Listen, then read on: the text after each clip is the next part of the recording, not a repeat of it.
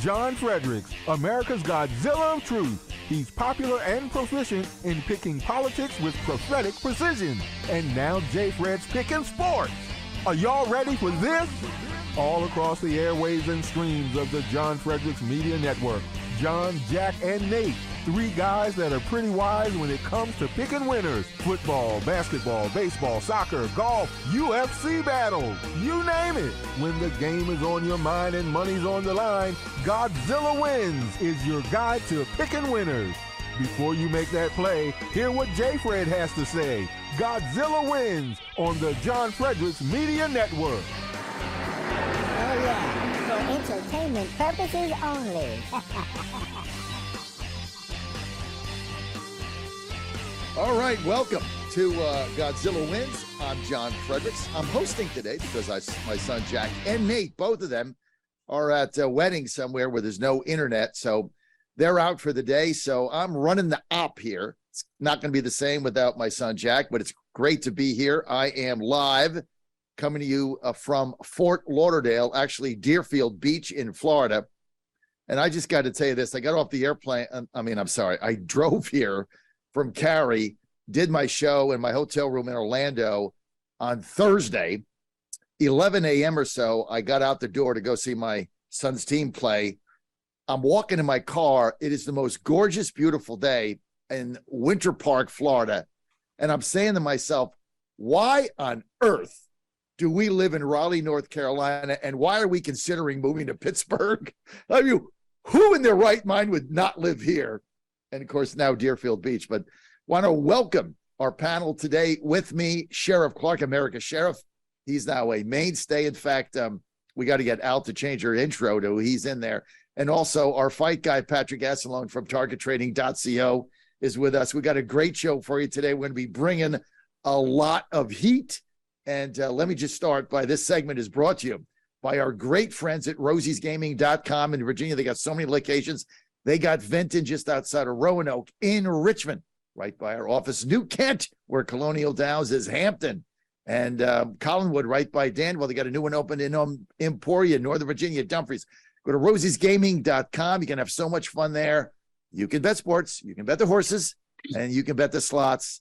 And my wife and I, Ann, love Rosie's. We go there all the time. We have so much fun for you guys out there. Take your significant other to rosiesgaming.com. You can have fun. And like me, if things work out for you and you play your cards right, you just might get lucky twice. Go to rosiesgaming.com, rosiesgaming.com. All right, I'm going to start with a quick rant here.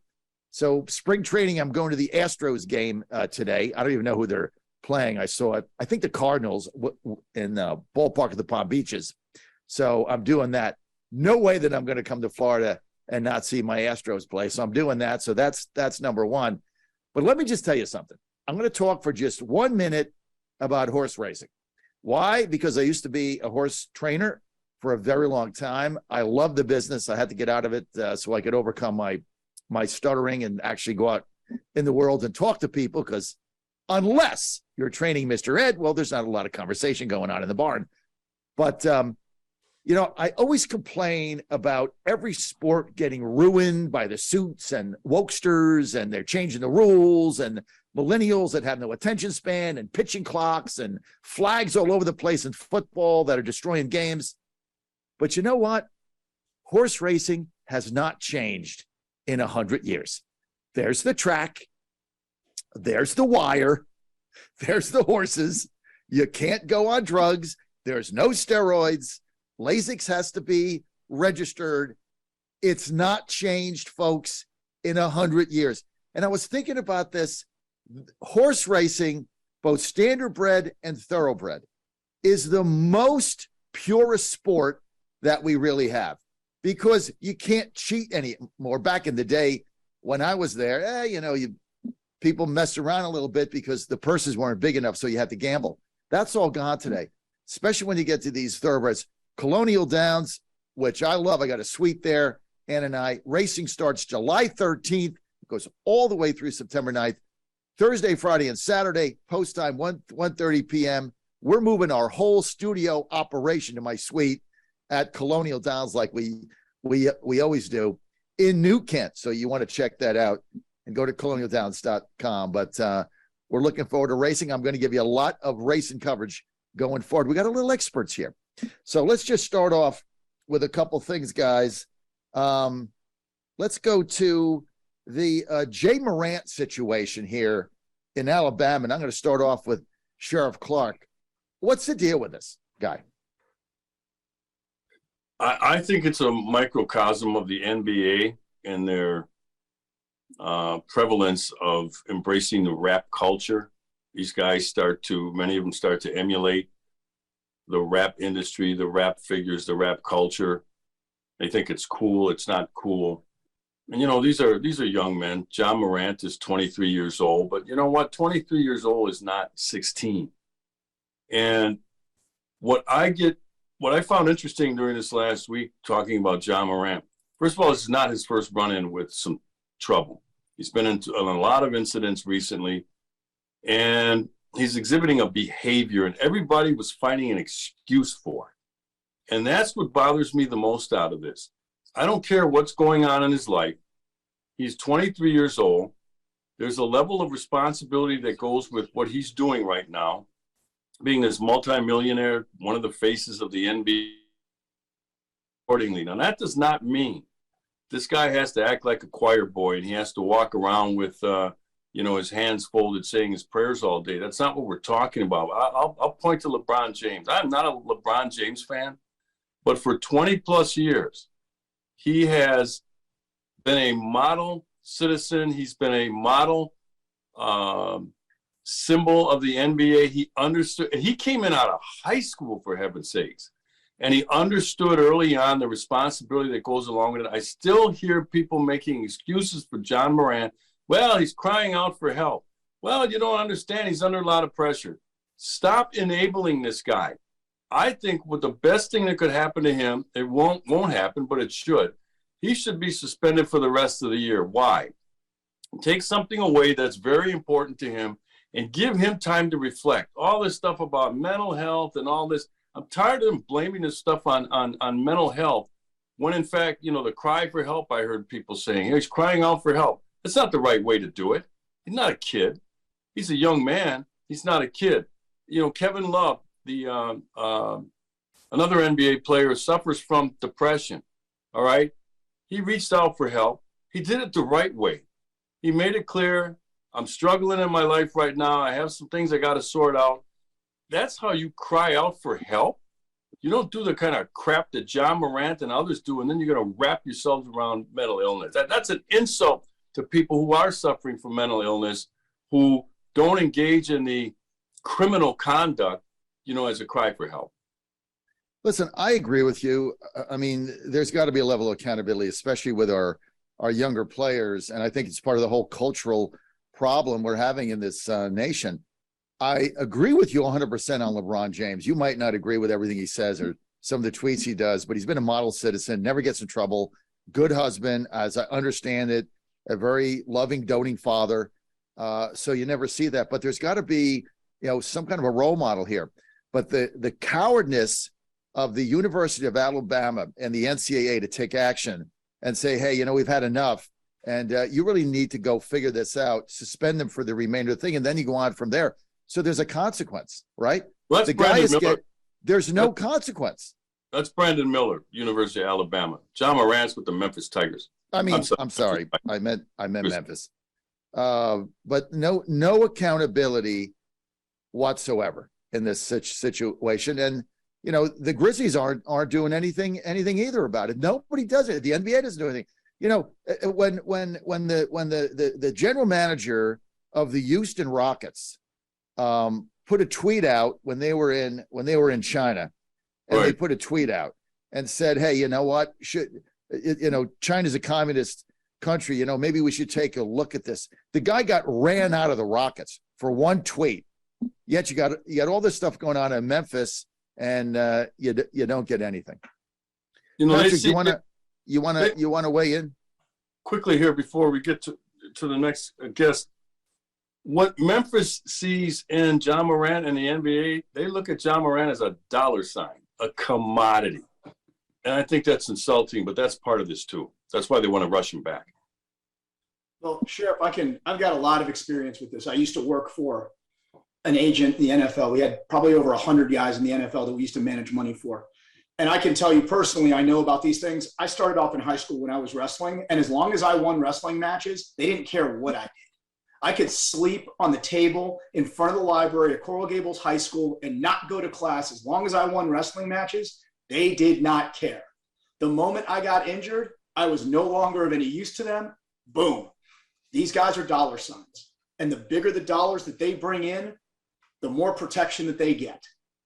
I've seen it. I know it. I'm not going to get into names because for some reason, the last year I worked for this company, we had everything go nuts. We had guys shooting themselves with guns in their waistbands going into clubs. We had everything.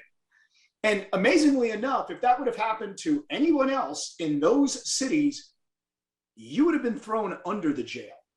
But amazing how they get away with a slap on the wrist and everything's okay. But darn it, they can really play ball. And this is a systemic problem that starts early in their career. And the truth of the matter is, until you get very serious about it, it's never going to change because it's only about dollars, and that's it. And the thing is, Adam Silver's not doing crap about this. I mean, this is the other thing. Remember, Sheriff, in the NFL, was it maybe 8 years ago, 7 something years ago, all the problems NFL players were having, right? Remember that? I mean, It started with it started with the running back of the Ravens dragging his girlfriend, down the hallway by her hair and beating her, right? Ray, what was his name? Rice? Right. Ray Rice. Yeah, Ray Rice, and he was welcomed back. You had all these things. And finally, and look, I can't stand the NFL executives, but finally Goodell said, hey, this has got to stop because why? They let it go so far that it was then hurting their brand. People were tuning it out, and they were just calling it a thug organization. And then they started cracking down, suspending people, with major suspensions. And you don't really see that in the NFL the way you saw it maybe a decade ago. So it's obviously, if you crack down and you take the short-term hit, you're going to be able to fix it. I think Adam Silver, the NBA, has to do the same thing. He hasn't done anything. No, he hasn't. And with the NFL, it was hurting the brand. And what I mean by that is it was turning fans off. Right. So you're talking about advertisers. They were turned off by the behavior. Remember Plexico Burris? Yep. Shot himself in the leg going into a nightclub in New York City. And, you look at some of that stuff, and I remember that during the, late 80s, early 90s. You couldn't go a week without some guy appearing on a police blotter, That's some right. NFL player. And they understood that only because it was affecting their pocketbook, for heaven's sakes. Other than that, they really wouldn't have cared. And I think that's what's going on in the NBA right now. So far, it's not affecting their pocketbook. And that's why I'll go back to what I said earlier about people are expressing all this, oh, John Moran, oh, I feel so bad for him. Oh, that young man needs to, no. That young man needs to be taught accountability. It's the best teacher that we have is accountability. Just like when I was raised by my father, he taught me early on accountability for your actions. And John Morant didn't have that. You look at the behavior of his father. His father's acting like his friend instead of a father, for heaven's sakes.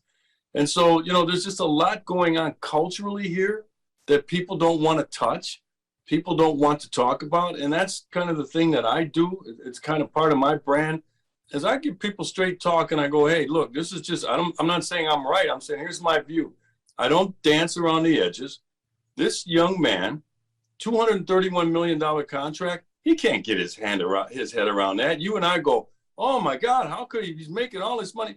He can't get his head around that, for heaven's sakes. That's right. And these other things that he has coming on with contracts, Powerade, and he's got a Nike shoe brand, but he can't get his head around this stuff as to the value of it. And a lot of it has to do with his upbringing. So, I wish the guy well, I really do. But you know what? Unless he's taught a lesson, this isn't going away. Well, listen, and your comment on fathers, I agree with you 100%, because when you made that statement about he's his father, not his friend. If I had a quarter for every time I told my two boys, Claire is different, it's a daughter. It's, she manipulates her father. She's been going on forever, got me wrapped around her finger. I get that. But with the boys, if I had a quarter for every time I said to them, I'm not your friend, I'm your father, right? I don't care if you're mad at me. I don't care if you don't talk to me. I don't really care. My job is to raise you into a fine young man.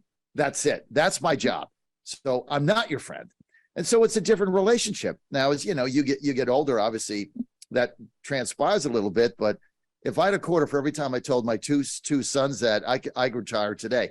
So as a father, you got to be able to lead this. You see, this guy's father, Morant, you're right. I mean, where is he? He's basically defending him. I mean, you go to a nightclub and you're brandishing a gun and you're an NBA star and you're representing the city of Memphis. Like, what is wrong with you? Like, why would he even compel you to do that and think it was okay? Yeah, he was involved in a couple of instances over the summer. Like I said, this isn't new, and this isn't his first time. He was involved in an incident with, he was playing a pickup game, and a 17-year-old kid and him got into it. And Morant went after him. Now this is allegedly from the victim, 17-year-old. Right. Morant struck him 12 times. And then, later on, they get involved in the pickup game again. And Morant goes into the house. They're at his house. He comes out with a gun in his waistband. And he's taunting the guy. And this happened in the summer. So where was his father then when he read the news accounts? Now, I know his father doesn't, he's not with him 24/7. But when he saw this, when he turned on the radio, when he picked up the paper and read this, he should have said, what the hell is this? Exactly. So, I mean, it's just a lot. And I think it has to do a lot with the culture, more so than anything else, the culture within these communities. But that's something nobody wants to go near, right? That gets a little dicey when you start delving into that end of the pool. But I'm not afraid of that end of the pool. I'm trying to help this kid. And I say that, I'm talking about in terms of leading a conversation on it. Right. I can't help John directly, but you know what? John Morant goes out with a piece, with a gun, and he gets into it with some street goofs. They'll shoot him. Yeah. They'll shoot him in the blink of an eye. John Morant. Yeah, Patrick knows. Gun. Patrick knows a little about that. Go ahead, Patrick. You know what I say all the time, Sheriff, and I have more respect for you than anybody can ever imagine. And thank you for saying what you're saying. You're welcome. People have no idea who they're going to run into the moment you walk out of your front door. I've got kids that I roll with that will break your neck in the drop of a dime, who look like the biggest nerds you've ever seen. They're not going to let you have a chance to go back in your house. The moment you start with them, your limbs start breaking, because that's the way we coach them. You fight, you're on. That's it. There is no waiting. There is no hesitating. There is no nothing. You made the conscious effort to go into your house and grab a gun. Let's just say that this probably isn't the worst decision he's made before. These are the only ones we know about. Right. These are a problem, and they don't stop until somebody stops you. Right. And I, a lot of people, they don't really understand how things work like this. Right. I have lived a life of violence by choice since I was wrestling and fighting. I love it. I don't bring it on anyone who doesn't want any part of it. But if you're looking for it, I'm your guy. I'm more than happy to give it to you. And one day, these guys are going to run into people who are really hardcore and do not care who these cats think they are. Right. Right. No, that's the issue. Especially these clubs that he's hanging out in. That's where you see a lot of this violence happen. I'm speaking from experience in terms of, being a cop for over 40 years. These clubs, that's where this stuff happens. And he's hanging out in that environment. I don't care if he goes to a club or not. Fine. But he's got to be a little careful, and in terms of his selections of where he hangs out and who he hangs out with. Because like Patrick just said, in the club, the guy didn't care he's John Morant. If John Morant shows a piece, pulls his shirt back and the gun's in his waist, the guy'll shoot him. That's right. I will. I got to be careful. I mean, this is what, look, there's got to be sports is so important for young people. I'm such a believer in it. Both my boys played ball up till they were, older. My son now going to college to pitch at West Virginia. Both of them played ball. Sports is so critical, and going to games, and you look up to athletes. I mean, you just do. You want to emulate them, and so there's got to be a responsibility here, and the league has to take some responsibility. I talked to you about Alabama early. I mean, I'm disgusted that university, with the problems going on with their star players, taking no action, and because you got the supporters in there of the Crimson Tide. They just want to win games.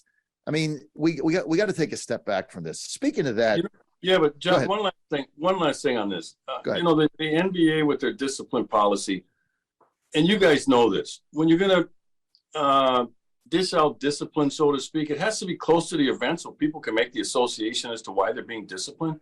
Gilbert Arenas had a handgun in a locker room several years ago, 5, 6, 7, 8 years ago. The NBA suspended him for 50 games. I want to see that same type of penalty come down for John Moran.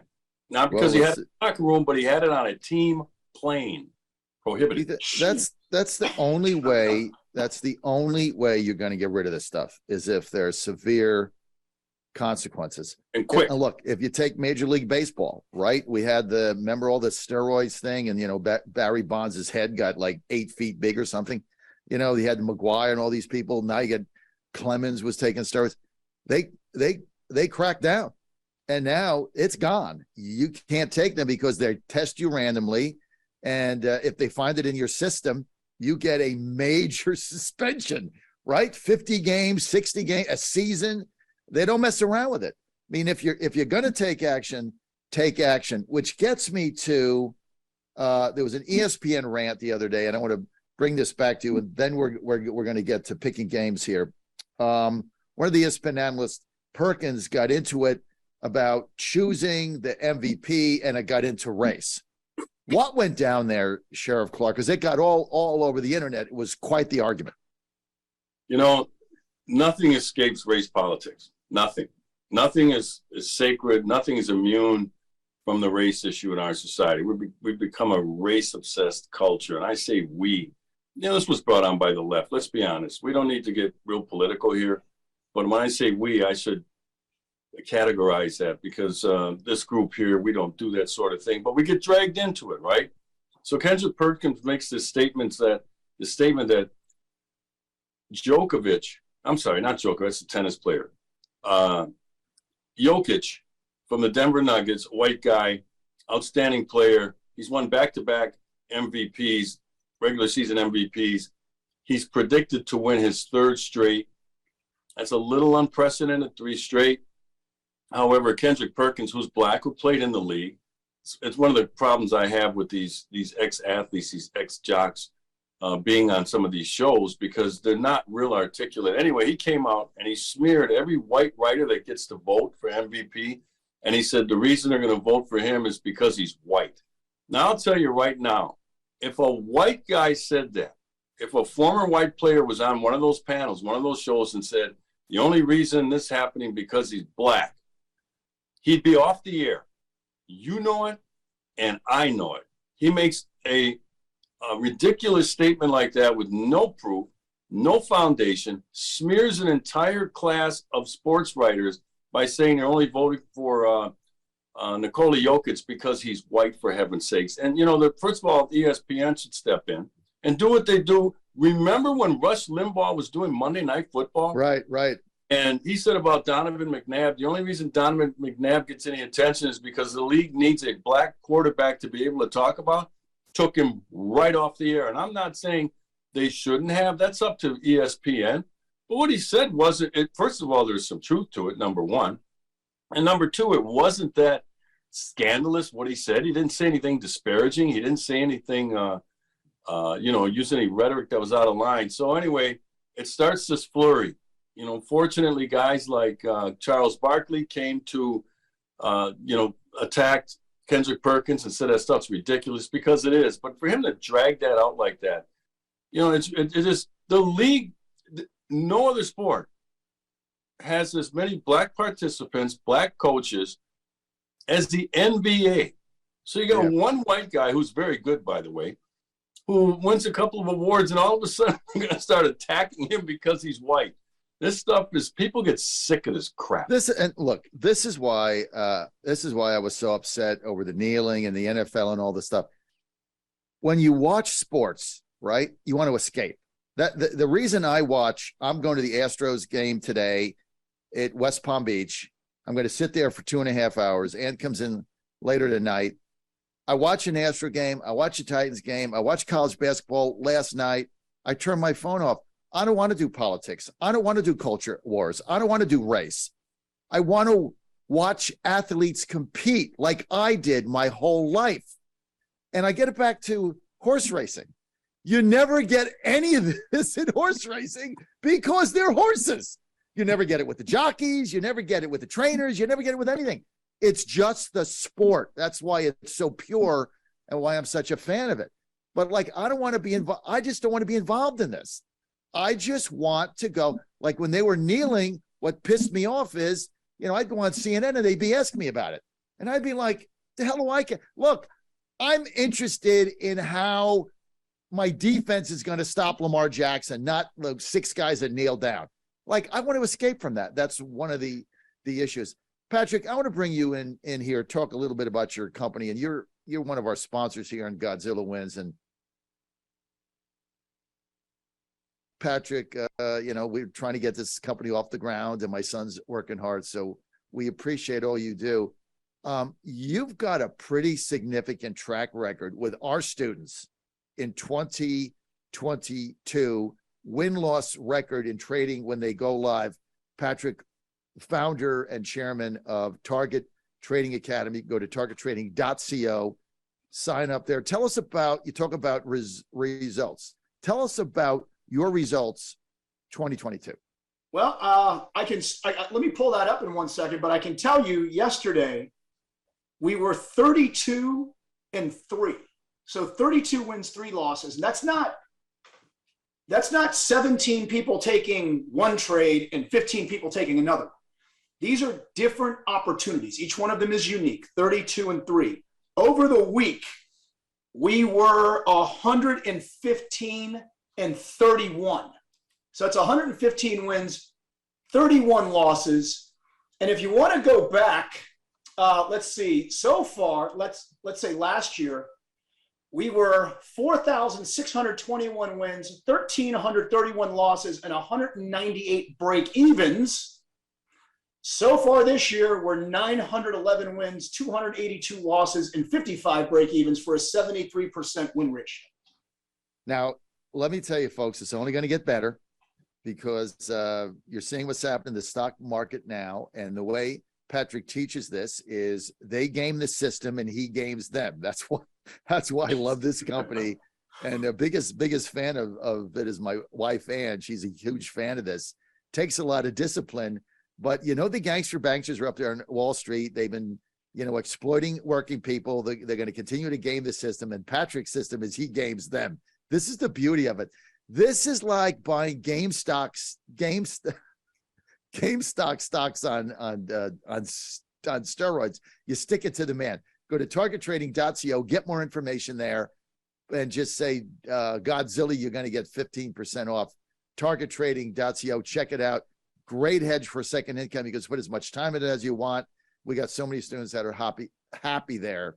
Targettrading.co. I said GameStop was GameStop, and Patrick, let me ask you. It's like GameStop on steroids, because we all bought. I remember my son.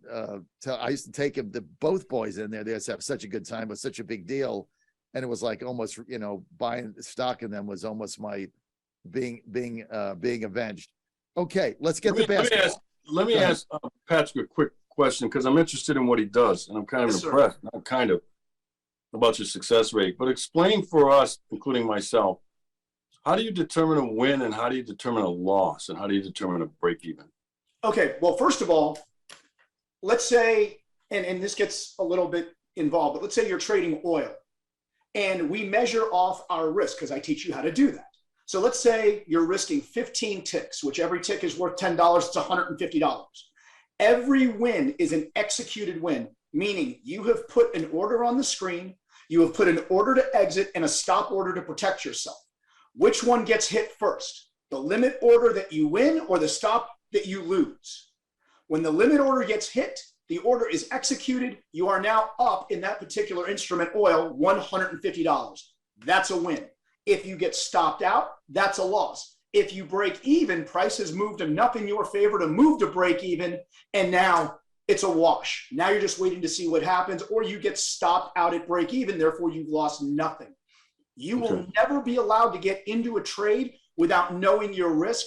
There's parameters, and if it's disqualified, it's disqualified. You move on to the next one. End of Sounds story. good. Thank you. Oh, thank you, Sheriff. Targettrading.co. Check it out. Mention Godzilla, the most famous promo code in the history of the world, and you can get 15% off. Godzilla. Okay. Oh man, let's get to basketball. We got to roll. I got picks. I've been on fire, right? I got so many picks here. I'm so excited about some of these games. I'm just going to go ahead and start off and roll. We're going to go through basketball. Then we'll get to the fight card. We'll turn that over to Patrick. Okay. Number one, SEC. Missouri today, +9 over Alabama. This team has got nothing to lose. That comeback victory, Sheriff, they had last night. I mean, nobody saw them beating Tennessee. Tennessee's got the game in hand with 3 minutes to go, right? Mizzou comes back. Then they give their first-year coach a massive extension last night, $4 million. He's been there one season. He gets an extension, and it was a long one, like eight or something, at $4 million per year, like a $32 million deal over 8 years, which he got last night after this win. Missouri's got nothing to lose here, right? I love teams with points in these conference championships that are playing loose, having fun. You could see how much fun they were having last night. Now, everybody knows how good Alabama is, and that's why they're favored by 9.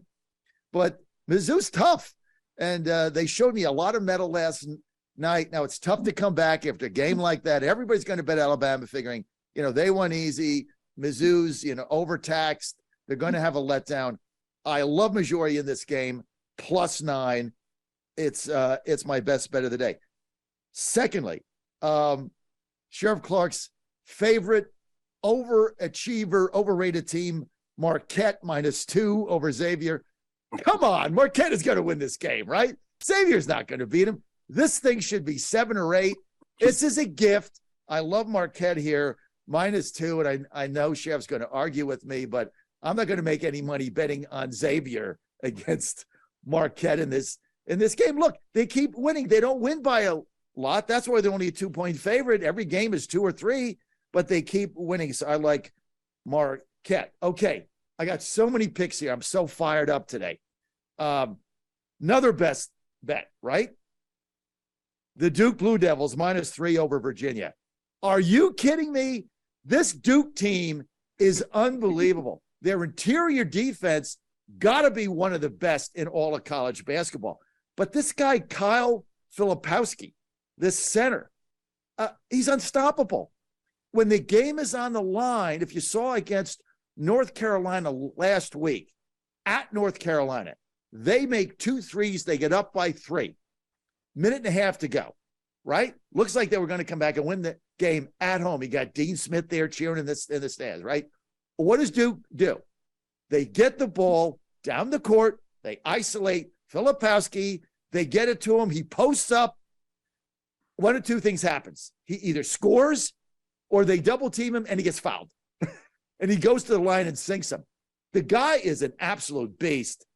Duke is probably the most underrated team. If you watch this team and you understand basketball, that interior defense, they're fast, they've got depth, they're playing together. They're all these young players on this team. It's like every game they get better. This is what you look for going down the stretch. They're -3.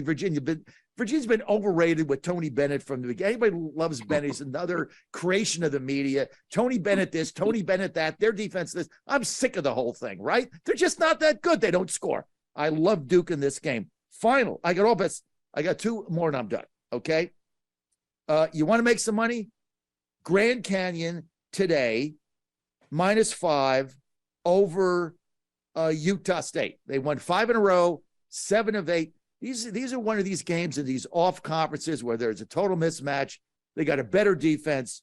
I'm going to lay the 5 there. I like Grand Canyon over Southern Utah. And then my final play of the day is a team that I picked to win the whole thing, which is the Houston Cougars -10 over Cincinnati Bearcats. Normally, I don't like laying 9 or 10 in a game like this, right? Semifinals of the championship. You know, both teams are playing tight. But the Cougars defense in this league, right, which is what? The American Conference, not very good. Cincinnati, not very good. The Cougars defense, awesome. They got the best defense against the 3. They've got the lowest scoring defense so far this season. They're 29-2. They're going to win this game. You know, maybe they don't cover. They win by 8. So somebody gets fouled at the end. But I like the Cougars -10. Those are my plays. Sheriff Clarke, all you. Wow. Before we get into some of your bets there, and you, John, you're gonna have to help me out with the point spreads here. I didn't write the point spreads down, but I got a couple matchups here. I'm gonna start in the Big Ten, the conference that can't count to 14. Ohio State at Purdue. Ohio State has come on, a couple of upsets throughout the conference tournament. But I think at this point, midnight and the glass slipper is going to fall off. They play Purdue. And you know about Purdue, right? There's Purdue and then there's everybody else. No, that's what Nate said. Yeah, I know. But anyway, Ohio State started the year strong. They were in the top 15, I think. And then at midseason around December, they just fell apart completely. They're under 500, their record. I think they're 14-18 right now. I still expect them to give Purdue a little run for their money. However, I'm going to take – you got the spread on that one, Ohio State, Purdue? I'm trying to find yes. Purdue -7.5. 7.5. Man, that's a lot. I think I would go to Ohio State and take those points. That's the first one. The next one, Texas and Kansas. This is going to be a classic. All right, you got the Longhorns, the Jayhawks, their coach is in the hospital. However, Kansas is a machine, for heaven's sakes. And every time they get into one of these games where somebody you think is going to give them a challenge, they kind of waltz through the game and win handily. What's the spread in that one? Kansas, Texas. Kansas is -2. Yeah, I take Kansas in that one. And then, of course, you know, there's Duke and Virginia. You're right, John. You know, Virginia wants to keep the game in the 50s. I think that's like ridiculous. Tony, tell me that everybody loves Virginia because Tony Bennett, and he's so good looking and he's so glib and gab, and they all love going to Charlottesville with all the, you know, everybody's got a mask on, right? Whatever. So they all the Virginia is a total hype of the media, right? This team is going nowhere. They don't score. In order to win big games, you have to score points. That you're not going to win in the dance 55-49. It's not going to happen. This team doesn't score. They're so overrated. Now, the thing is, I can't bet the game on DraftKings because my count is in Virginia, and the way the state legislature passed it there, you can't bet any basketball teams in Virginia. So I can't bet. So that kind of pisses me off, right? That's why I'm hot. But yeah, I mean, what they're going to hold this offense that Duke has to 55? Are you kidding me? Yeah, that's their style. That's their brand, so to speak. They lock down on defense. They are a good defensive team. That's what the Bennett is, just like his old man has always preached, was tough defense. It's kind of a little bit like the Wisconsin Badgers, where his dad coached for a while. You know, they win games in the 50s, so they're going to have to try to keep Duke somewhere in the 50s. If Duke can reach 62 points, they're going to win this game. They've been scoring mightily lately, the Duke Blue Devils. The light finally went on. Their rotation, 5 freshmen out of their rotation of 8, 4 starting freshmen. They're shooting lights out from the 3 last night. I think it was 50%. The night before, last night against Miami, the night before, they shot 62% from the 3-point line. So that's why I said if they can get this game up in the 60s, and if it's up in the 70s, it's going to be a walkaway. It'll still be a tough game because it's the ACC. These teams are familiar with each other. But I'll tell you what's going to be in the back of the Duke players' minds. If you go back to that game, February, in Charlottesville, Duke and Virginia went down to the wire. A foul was called with 0.2 seconds left in the game. The refs went to the videotape and said that the whistle came before or came after. When it didn't, you could hear it and you could see it. But anyway, that game, they got robbed. They're in an 8-game winning streak. I said to you 9 yesterday. The reason is they won that game. It's revenge time for Duke. And then the last one I'm going to look at is Arizona, UCLA. UCLA starting guard went down. He's a scorer. That's going to hurt a little bit. But I like UCLA. I think that UCLA just has this grit about them. What's the spread in that Arizona and UCLA game, John? Arizona's +1. +1? Take Arizona in that one. Yeah, I kind of like that also. But this whole defense, look, my mentor in coaching basketball was the great Paul Westhead. I was a Paul Westhead disciple. USC. I got the books he was written. I went to his camps as a basketball coach. I am a Paul Westhead disciple. I ran that fast break offense, press all the time. And my philosophy was half the defense, double the offense. All I got to do is score more points than you do, and I win the game. I mean, this whole defensive thing. Yeah, I get the defense, but you got to score. And if I could score 80, back in those days of, we could put 80, 86, 90 up, you're never going to beat. I don't care how many times you get a fast break. And by the time, if you run, you just wear them out, especially at the high school level. So just a shout out. One last thing. Go ahead. Well, just a shout out to the great Paul Westhead. That was one of the greatest basketball minds ever. Never really made it in the NBA. Couldn't take that style to the NBA, but just I used to go to his camps, and he was a great teacher, and he really understood how to run that offense. And those were some of the best times I ever had. Was going to his coaching camps on the weekend. The great Paul Westhead. One of the things with Paul Westhead, I remember him at USC, is he ran into the John Wooden era. All right, and USC could not beat UCLA. But anyway, going back to Filipowski, guy reminds me of a Kevin Durant. Yeah, I'm going to compare the white guy to the black guy here. He reminds me of Kevin Durant. He can do it all. He can put the ball on the floor. He can lead the break.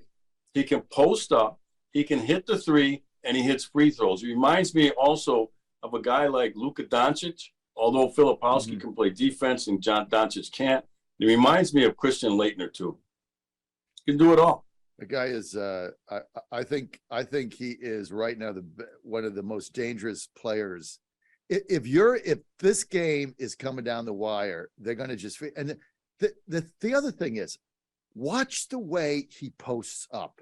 Right now, I used to tell you, when I coached basketball, I used to make my guards post up. Like, if you can't post up, you can't play for me. You have to be able to post up. If you watch the way this guy spreads it out, and he posts up and then he backs in, and he baits the double team. I mean, the guy, this is got to be one of the best post up players I've ever seen. The fundamentals are textbook. He'll bait the double team, and then they're going to foul him. Or he'll find the open guy. I mean, he's got eyes in the back of his head. This guy, Filipowski, is something special. All right, so let's go over our picks. Then we got to get the fights. You heard Sheriff picks. Recap mine again. Missouri, since I picked them everybody's faded me on DraftKings, right? So they're fading me. Go ahead, fade me. It went up to 9.5. That's fine. At your own risk, you want to fade me, fine. That went up to 9.5. Marquette, I love them -2 over Xavier. I love Duke -3. I lay 6. I love Duke in this game. Grand Canyon -5.5 over Southern Utah, and the Cougs -10 over hapless Cincinnati. Patrick Assalone, we got a fight card coming up today. You got analytics on it. Patrick, what do you say?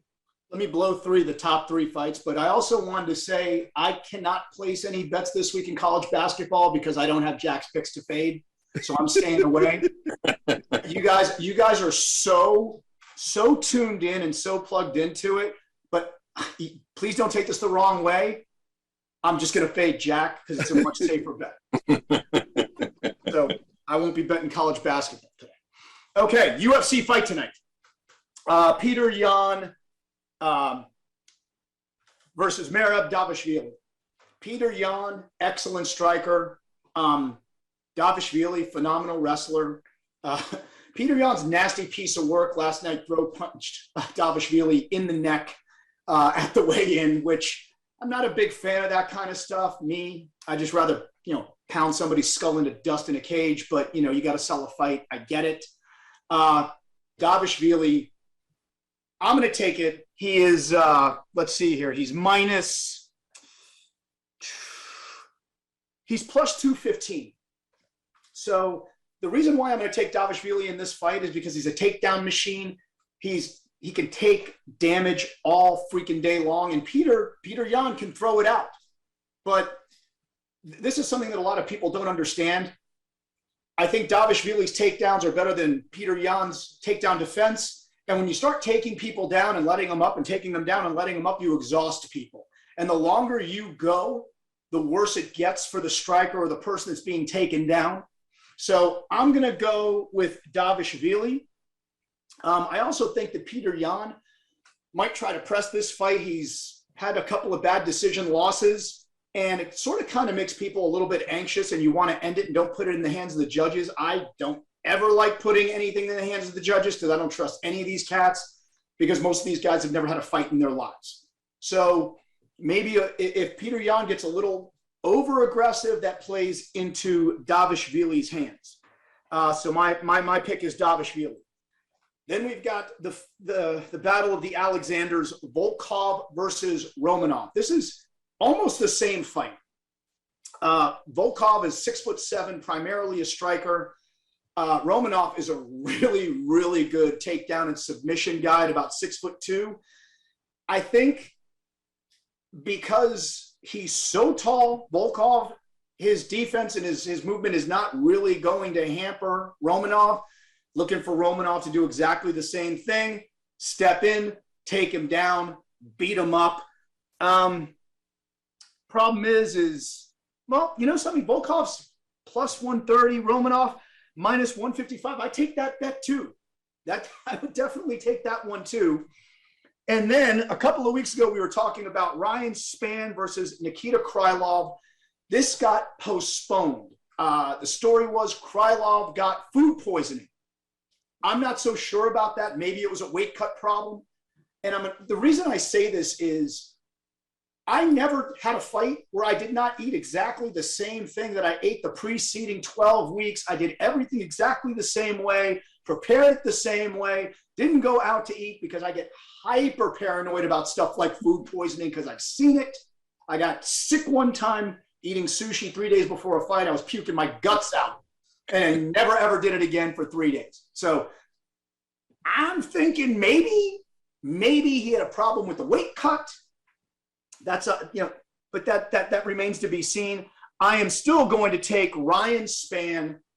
He's hyper athletic. He can choke you out from literally freaking anywhere, and he hits really hard.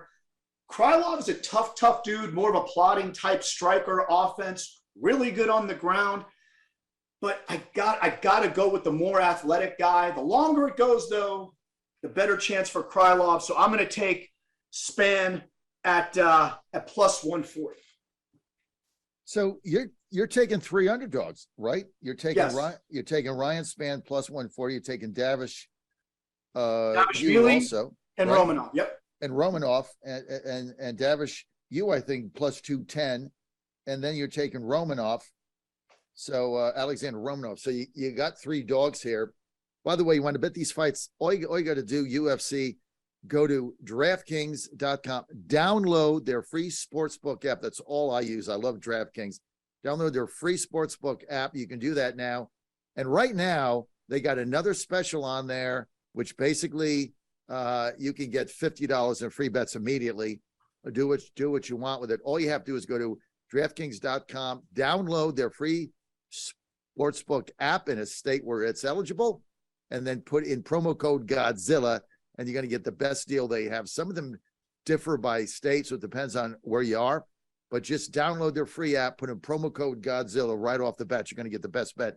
And they've got checking all of the apps. They really do the best job with UFC. So Patrick just there gave you 3 winners against Spann, hopefully, right? For entertainment purposes.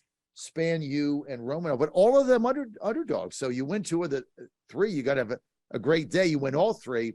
And if you really got stones, right? You parlay these 3. You do a 3-way parlay, and then you got all the underdogs. And if they all hit, you're going to have a really nice weekend. I can tell you that. So Patrick, thank you for that. What do you see? I got a couple more minutes here. You know, the future of prize fighting, and obviously this you know, when I grew up, you know, you had the heavyweight division, middleweight, you had boxing, Friday night boxing. I couldn't even tell you now who the heavyweight champion is in just traditional prize fighting. If you offered me $1,000, and, you know, when I was a kid growing up, you know, Joe Frazier, Smoker Joe, Muhammad Ali, then as I got older, you had Mike Tyson, etc. Like, I have no earthly idea. If you offered me $1,000, I couldn't tell you who that. Growing up, you always knew that. Cassius Clay, George Chuvalo, you had all the names in your head. What's the future now of just traditional boxing? I think it's dead as disco. And it's not that they're not phenomenal athletes, because boxers are absolutely the best at what they do.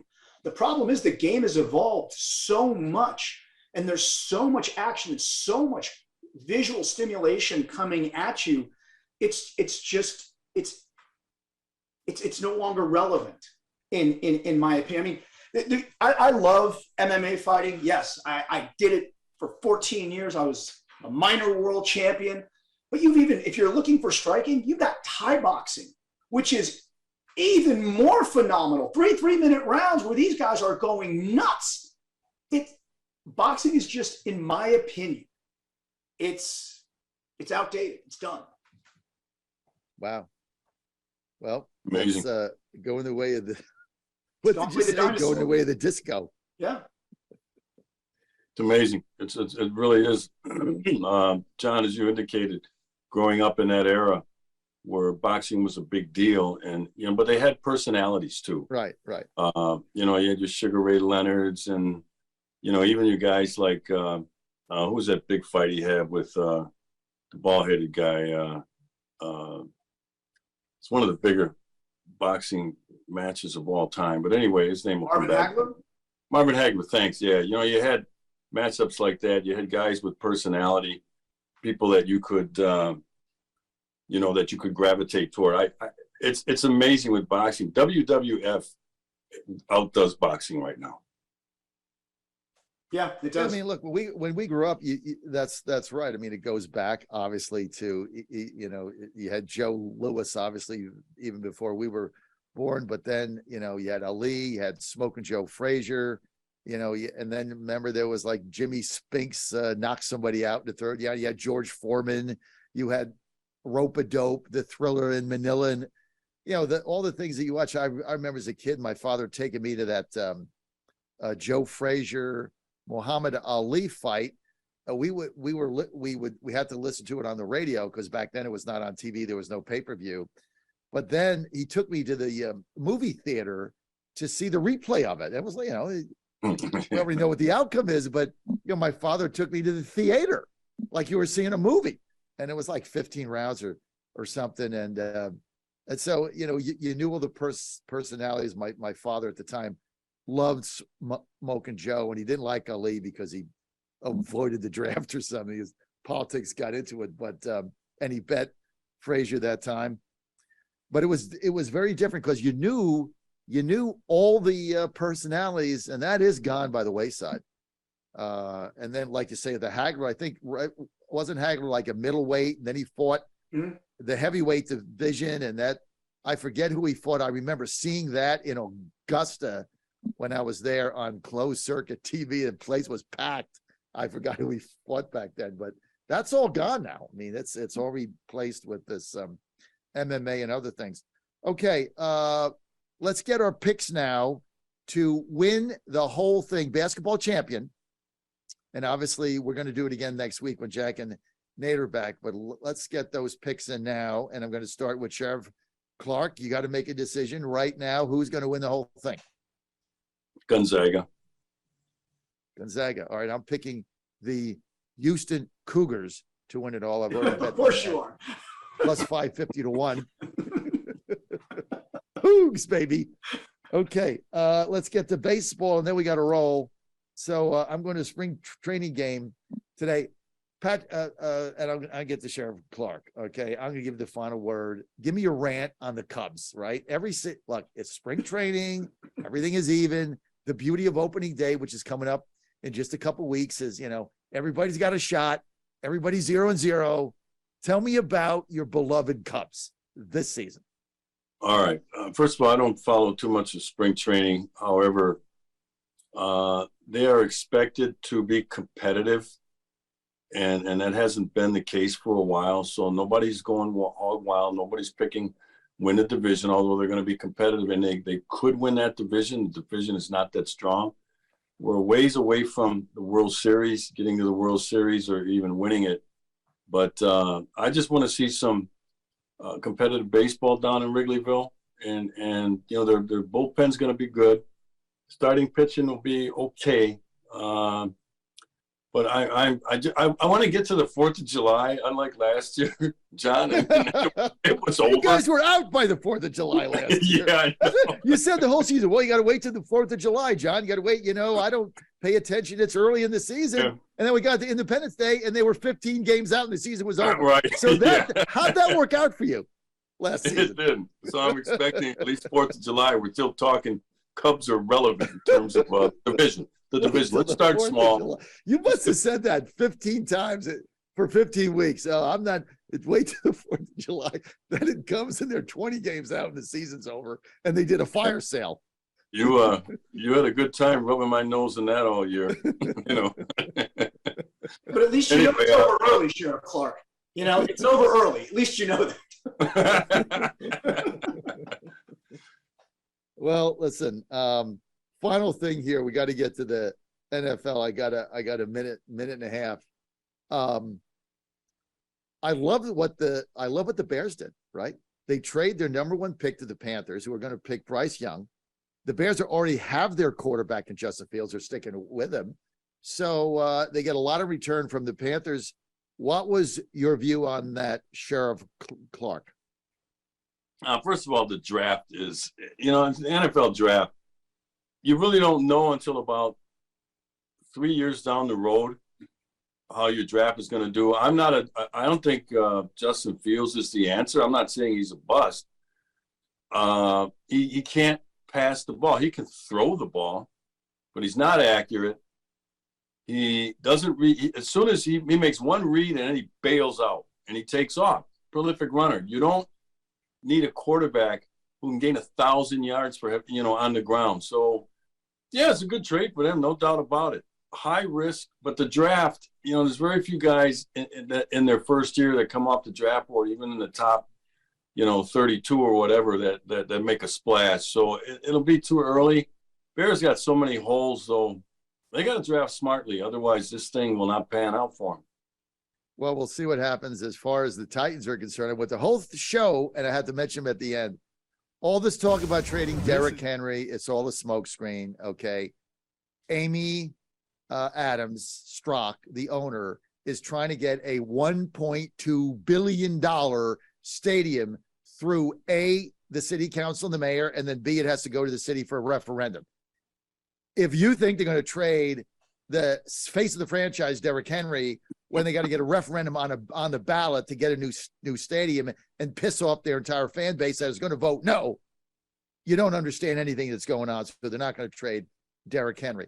Want to thank our sponsor for this, Ignite45.com. Look, folks, if you want a business out there, you need a website, you need social media, you need digital, got to get in the game. You got to understand social media to help your business. There is one place to go. Great sponsor of ours, Ignacio Falco and his wife, started this business, Ignite45.com. Here's what they do. They're affordable. They talk to you. They work with you. They help you understand it. They started this on their own. They quit their jobs to help small businesses out. Get more information. All you have to do is go to Ignite45.com, Ignite45.com. They'll take good care of you. They'll give you an evaluation. You go from there. Plus, you mention Godzilla, put in promo code Godzilla. Boom, you get $100 off your first order. Ignite45.com. Check it out right now. In fact, they just gave away a free website to one of our listeners, a $6,000 value. That's another one coming down the pike, Ignite45.com. I want to thank everybody on Godzilla Wins. I want to thank Sheriff Clarke for being with us. I want to thank our panel, also Patrick Assalone, for going over the fights. I'm going to the game today. And Sheriff, you and Patrick, you probably don't know this, but I'm turned 65 on Sunday. Happy birthday. Happy birthday, John. I'm going to be a senior citizen. But here's the best thing about turning 65. Starting Sunday, I'm on Medicare. That's right. I finally get something back from the federal government. And Ann was like, well, maybe should we sign up? And I'm like, you bet we're signing up. Any benefit that I can get before it collapses in bankruptcy, I want it. So I'm on Medicare. So I think I'll just go to a doctor, just for a checkup and give them all the government cards and see what happens. Thanks, guys, for being with us.